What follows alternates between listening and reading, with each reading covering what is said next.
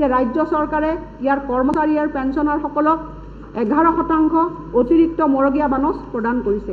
ইয়াৰ ফলত ৰাজ্য ৰাজকোষৰ পৰা আমি প্ৰতি মাহে 195 কোটি টকা আমি ব্যয় কৰিছোঁ।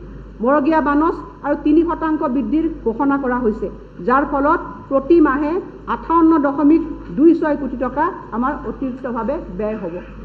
তৃতীয়তে হ'ল পেঞ্চনাৰসকলৰ কষ্ট লাঘৱ কৰাৰ উদ্দেশ্যে আমাৰ চৰকাৰে পেঞ্চন সম্পৰ্কীয় সকলো তথ্য অনলাইনত চাবৰ কাৰণে কৃতজ্ঞতা নামৰ এক পৰ্টেল আৰম্ভ কৰিছে।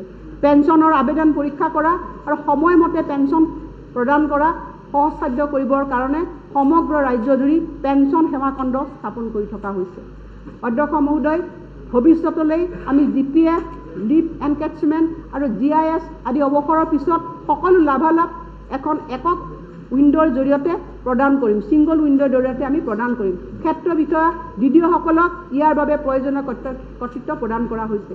আপোন ঘৰ আৰু বিদ্যালক্ষী আঁচনিৰ অধীনত ৰাজ্যৰ চৰকাৰী কৰ্মচাৰীসকলক সুদৰ হাৰৰ বিপৰীতে ৰাজসাহায্য আগবঢ়াবলৈ এই বৰ্ষত আমি সৰ্বমুঠ 129.89 কোটি টকা ধাৰ্য কৰিছোঁ। কৰ্মচাৰী আৰু পেঞ্চনাৰসকলে চিকিৎসাৰ বাবে পাবলগীয়া ধন নিৰ্ধাৰিত সময়ৰ ভিতৰত সহজে লাভ কৰাটো নিশ্চিত কৰিবলৈ এখন ডিজিটেল প্লেটফৰ্মৰ জৰিয়তে আমাৰ চৰকাৰে এক সৰলীকৃত প্ৰক্ৰিয়া গ্ৰহণ কৰিব বিচাৰিছে।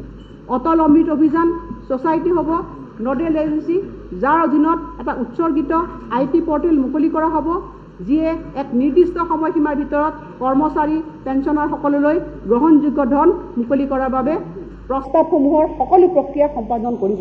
যে মাধ্যমিক সঞ্চালকালয়ৰ অধীনত কম্পিউটাৰ আৰু অতিৰিক্ত শিক্ষকৰ দৰমহা আমি চিলিংমুক্ত কৰিছোঁ, যাতে তেওঁলোকে সময়মতে মাহিলী দৰমহা লাভ কৰে।